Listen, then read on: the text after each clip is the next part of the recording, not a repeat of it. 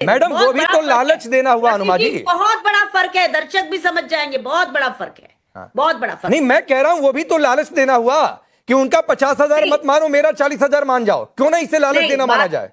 यहाँ पर बात यह है कि हम उन्हें जो भी बता रहा है, जो लोग सत्ता में नहीं है, जब वो कोई बात कहते हैं, देखिए जब कांग्रेस यूपीए में सत्ता में थी तो क्या किया उसने? 5-5 अधिकार दिए। भोजन का अधिकार, एम्प्लॉयमेंट का अधिकार, स्वास्थ्य का अधिकार, आवास का अधिकार, राइट टू इंफॉर्मेशन और स्वास्थ्य का अधिकार। अब आप सोचिए, अधिकार देना एक बात होती है, लेकिन इस तरह से ठीक चुनाव के पहले 20,000 रुपए अकाउंट में डालना, ये तो किसी को भी दिखेगा ना भाई। चलिए आगे आगे वाले समय में हम ऐसा करेंगे, ऐसा करेंगे, वो एक अलग बात है। सत्ता में रहते हुए आपको कर देंगे पहले ही, तो आपने फिर वो खरीदा है। नहीं नहीं, ठीक है ठीक है। सतीश सर, 50,000 खरीदना है, 40,000 नहीं खरीदना है, वो लालच देने की भी परिभाषा नहीं है। वो बस यात्रा करवाएं तो ठीक है, ये कहें अरे कैसे कर दिया, ये तो हम करने वाले थे। ये डेमोक्रेसी अब चुनाव से 2-3 महीने पहले तक के लिए ही रह गया है। और लालच तो दोनों को ही लालच ही कहा जाएगा। क्योंकि अगर कुछ नहीं करना है तो लालच दे दो। दरअसल हमको बात करनी, दोनों को ही बता रहा हूं, सारी राजनीतिक पार्टियां ये काम कर रही है, लेकिन हमें ये समझना चाहिए कि 10-20 हजार का एक किसी को रोजगार दे दो ना भाई, न तो महंगाई की बात करेगा, न कुछ की बात करेगा। अरे सवाल कमाई का है। इस देश में 8 करोड़ युवा कुछ कर ही नहीं रहे, नथिंग, कुछ नहीं कर रहे हैं। बेरोजगार नहीं बोल रहा हूं, कुछ कर ही नहीं रहे हैं। और केंद्र सरकार के नौकरियों में 4 लाख से वैकेंसी बढ़ के जो जगह है वो 8 लाख हो गई है ना। तो जो सत्ता में रहेगा वो क्या करेगा, हमको बताइए ना पांडे जी, कि बिहार में 10,000 का उद्योगपति योजना लगाया गया था, चुनाव के दिन तक पैसा आया था, कितनी महिलाएं बन गई भैया वहां पर उद्योगपति, उनको उद्योग के लिए। तो ये वोट खरीदने जैसा ही है, सत्ताधारी करे या विपक्षी करे, वो कुछ लालच ही दिया जा रहा है और कुछ नहीं करना है। अब सोचिए ना इसी पर कि अगर ये चुनाव बार बार नहीं हो तो ये भी नहीं मिलेगा। ये तो बात चलती है 1 नेशन 1 इलेक्शन की, ये तो वो भी नहीं मिलेगा। यानी कि जो हमारा सत्ताधारी सिस्टम है, जो पॉलिटिकल क्लास है, उसकी कोई जिम्मेवारी। अच्छा, एक सर और बात बता दीजिए, अगर आज देश में महिलाओं को लेकर, बेरोजगारी को लेकर, युवाओं को लेकर स्थिति बुरी है, तो उसके लिए अकेले बीजेपी जिम्मेदार है कि कांग्रेस और सपा भी उतने ही जिम्मेदार है? देखिए, सबसे पहले यह है कि जो 10 साल से 12 साल से सत्ता में है उसकी जिम्मेवारी पहले आएगी। उसके पहले नहीं था, उसके पहले बेरोजगारी नहीं थी, गरीबी हटाओ का नारा सबसे पहले सतीश जी किसने दिया था? अरे आप फिर बोलने दीजिए, एक लाइन बोल लीजिए, उसके बाद बोलने दीजिए। नहीं तो अपने ही बोल दीजिए कि नहीं जी, कोई देश में बेरोजगारी नहीं है, कोई गरीबी नहीं है, कोई महंगाई नहीं है। मैं क्यों कहूं कि बेरोजगारी नहीं है? मैंने तो सिर्फ पूछा कि एक ही जिम्मेदार है कि सब जिम्मेदार हैं?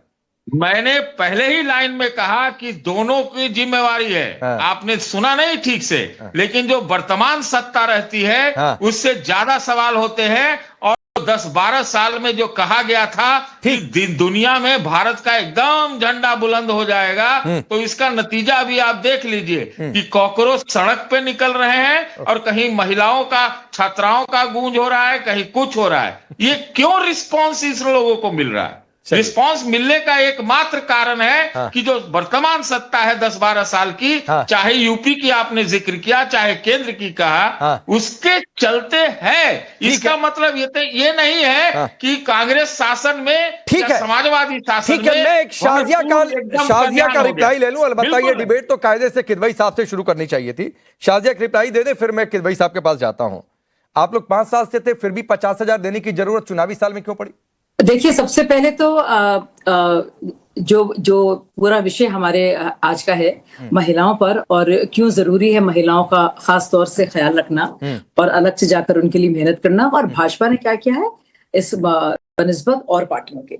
तो एक तो बात है चुनावी मौसम की, कब आएगा, कौन जाएगा, कौन क्या वादे रेवड़ियां जो है दिखाएगा और लुभाएगा कैसे। लेकिन मैं आपको कुछ आंकड़े देना चाहती हूँ साफ तौर से। मैं बात करती हूँ। उज्ज्वला मई 2026 तक की बात की जाए तो आप यकीन नहीं करेंगे, पिछले सिर्फ 12 सालों में 10.57 करोड़ से ज्यादा गरीब परिवारों को एलपीजी गैस कनेक्शन मिले हैं, जो आजादी के बाद से उनके दादा दादी नाना नानी किसी ने नहीं देखे। मैं अब महिलाओं की बात कर रही हूँ, उनकी सहूलियत के लिए जन धन की बात करते हैं। महिलाओं के नाम पर अकाउंट, एक गरीब ग्रामीण महिला, पीड़ित उपेक्षित महिला जिसको किसी ने अब देखा नहीं आखिर, उसके नाम पर कितने हैं और ऐसी ऐसी महिलाएं हैं। 32.68 32 करोड़ और 68,000 महिलाओं, 32 मतलब सोचिए 33 करोड़ महिलाओं को महिलाओं के नाम पे जनधन खुला है। उसी से डायरेक्ट डेबिट के पैसे आते हैं उनके पास जनधन अकाउंट में। ये आजादी के इतने सालों बाद जो महिला को कोई देखता नहीं था, वोट बैंक तो अब बनी है वो जाकर, लेकिन जिसे देखा नहीं था उसके नाम पर, उसके खाते पर मुद्रा योजना। मुद्रा क्या है? Easy loan. और मुद्रा एक तरीका है रोजगार भी बढ़ाने का, क्योंकि आपको कुछ लोन मिलेगा, सस्ता लोन मिलेगा बिना किसी इंटरेस्ट के, तो आप कुछ कर सकते हैं। मैं आपको बताऊं, उसमें अगर टोटल देखा जाए तो 58 करोड़ से 57.79 करोड़ देखा जाएगा। आप जानते हैं कि उसमें से 2/3 लोन्स महिला को दिए गए हैं, यानी कि आप कुल 40 लाख करोड़ रुपए जो है महिलाओं को लोन भी। नहीं सुनिए, जरूरी है ये। नहीं मैं सुन रहा हूँ, एक छोटी सी बात ऐड कर रहा हूँ। जरूरी बात है ये। देखिए महिलाओं से ये सीरियस बात मैं कर रही हूँ, ये चुनावी बात नहीं है। ये क्या किया है, ये कह रहे हैं ना भाजपा ने क्या किया, और ये चुनावी मौसम है और बाकी रेवड़ियां हैं। तो मैं बता दूं, लखपति दीदी का भी जिक्र किया, कम से कम अनुपमा जी के मुंह से कुछ तो अच्छा निकला। तो बताएं कितनी दीदियां लखपति दीदी बन गई हैं? 3.5 करोड़, यानी कि सालाना कम से कम 1 लाख की टिकाऊ आय वाले जो हैं सेल्फ हेल्प ग्रुप सदस्य।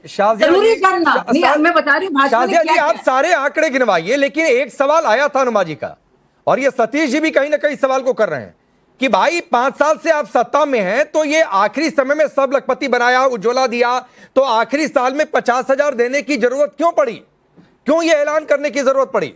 बिहार में उद्योगपति वाली योजना थी, कितने उद्योग खड़े हो गए? इसीलिए जरूरी है। अब ये आखिरी की बात ही नहीं हो रही है ना, इनको या तो पता नहीं है, या पढ़ना नहीं चाह रहे हैं, या जानना नहीं चाह रहे हैं, या समझने नहीं चाह रहे हैं। ये लगातार हो रहा है, अभी भी हो रहा है, पहले भी हो रहा है और होएगा। ये भाजपा का यही मतलब है। इसीलिए मैं बताना चाह रही हूँ कि अगर आपको लग रहा है अभी हो रहा है, तो आपके बता दूं, ये मैं 12 साल का रिकॉर्ड ये 12 साल है, ऐसे 12 साल कभी हमारे देश की आजादी के बाद ऐसे 12 साल किसी ने देखे ही नहीं। क्या आप सोच सकते हैं कि 10 करोड़ ग्रामीण परिवार लोगों को सेल्फ हेल्प ग्रुप्स में मोबिलाइज हुए? अरे सब ठीक है, मैं तो कह रहा हूं बहुत काम किया, फिर आखिरी समय में 50,000 की क्या जरूरत? सतीश जी कुछ कहना चाह रहे हैं? आखिरी के समय की बात ही नहीं, लगातार हो रहा है काम और अभी भी होगा। मैडम ये तो 50,000 अभी ऐलान हुआ ना, चुनाव के बाद भी होगा। ये 50,000 तो अभी ऐलान हुआ ना। अगर सिर्फ चुनाव से पहले होता तो हम कह सकते थे, लेकिन चुनाव से पहले भी है, चुनाव के बाद भी है, बाकायदा रिकॉर्ड भी है, बाकायदा आंकड़े भी हैं। सतीश जी कुछ कहना चाह रहे हैं, 30 सेकंड बोलिए,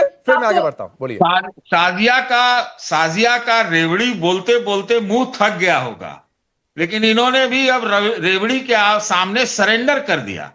ये आप समझिए, है कि नहीं? अब जो बोल रही हैं बात सही है, उज्ज्वला काम बहुत अच्छा हुआ, लेकिन अब तो गैस का दाम दुगना हो गया। और जनता की वजह से आप तो बड़ा शौक था आपको, ये सब कोई तरीका नहीं है, आप आगे नहीं बढ़ा सकते। आपने तो 80 करोड़ लोगों को मुफ्त भोजन भी दे रखा है, जो कि अच्छी बात है। नहीं, देखिए बात ना, अगर क्रेडिबिलिटी तब रहती है अगर आप सच्चाई से बात को रखें। आपने गैस की बात मानी है ना, सच्चाई से। सतीश भाई, आप कितने विदेशी अखबार पढ़ते थे? अभी भी पढ़ते होंगे, याद है मैं बचा के रखती थी जी न्यूज में आपके लिए। सतीश भाई, आप भी जानते हैं कि आपने जो गैस का मुद्दा उठा रहे हैं उसका भाजपा से कुछ देना नहीं है। मुझसे ज्यादा तो आप जानते हैं क्या हो रहा है straight of Hormuz, Iran, Israel. अच्छा रुक जाइए, आप ना कीजिए ऐसा। चलिए शाजिया तो पूर्व पत्रकार होकर नेतागिरी में है, और सतीश जी तो खैर अभी भी पत्रकारी हैं। तो सर मैंने आप सतीश जी, आपने क्यों एज्यूम कर लिया कि मैं आपको नेता बोलने जा रहा हूं? मैं आपको भी यही बोलने वाला था कि आप पूर्व पत्रकार हैं। शाजिया के बारे में बोला। हाँ, तो मैं भी आपको यही कहने वाला था कि आप अभी भी पत्रकार हैं। वो नेतागिरी करना ही है। मैं तो आप अपने को सर्टिफिकेट देने लगे। मैं आपको नेता थोड़े नहीं बोलने वाला था। अनुमा जी कुछ बोल रही थी, 30 सेकंड सिर्फ बोलिएगा, फिर मैं फैजान भाई के पास, मुझे फैजान जी के पास जाना है, बहुत लेट हो रहा है। प्लीज अगर आप पत्रकार कह रहे हैं और काम कर रहे हैं नेता, होल्ड ऑन, 100% ईमानदारी से लिए। जितनी भी घोषणाएं योगी आदित्यनाथ ने की वो सारी की सारी केवल ल्यूक्रेटिव योजनाएं ही रही। उन्होंने कहा था 2022 में कहा था हम 1 ट्रिलियन इकोनॉमी बना देंगे 2027 में, अभी तक 400 बिलियन पर पहुंचे हैं। इसी तरह से जो उज्ज्वला की बात कर रही थी अभी, उज्ज्वला की 3.1 करोड़ लाभार्थियों ने रीफिल नहीं कराया कभी भी। तो जो योजनाएं आती हैं, आज तक इतनी योजनाओं के एब्रिविएशंस इन्होंने लेकर आए हैं, उनके खुद भी याद नहीं होंगे, 150 से ज्यादा हैं, लेकिन योजनाएं इनकी ठीक से चलती नहीं, क्योंकि याद नहीं होंगे भैया, गवर्नेंस थी। बीच में नहीं बोली है, मैंने नहीं बोला, नो, बीच में मैंने नहीं बोला है, बीच में बोलने की जरूरत। तो कुल मिला के बात यह है कि इस सरकार ने हर तरह से, आप एनसीआरबी का डेटा देखिए, सबसे पहले क्या जरूरी होता है, सबसे पहले जरूरी होता है न्याय मिलना। जो न्याय नहीं मिलता है उत्तर प्रदेश में, पहली बात तो ये है। और दूसरी बात ये स्कूल्स का बंद होना, वो सबसे बड़ी बात है। अब शिक्षित ही नहीं होने देना चाहते हैं। ठीक है, फैजान भाई को लाइए। रुक जाइए शाजिया। फैजान भाई, अखिलेश यादव ने कहा कि हम ऐलान करने वाले थे, पहले बीजेपी ने कर दिया, तो इस पर तो खुश होना चाहिए था। ये प्लान लीक कैसे हो गया, अगर प्लान आप ही का था तो? देखिए, सबसे पहले तो यहाँ बैठी हुई सारी महिलाएं और जो आपका प्रोग्राम देख रही हैं, उन सबको आज, क्योंकि विश्व महिला समानता दिवस है, उसकी बहुत बहुत शुभकामनाएं।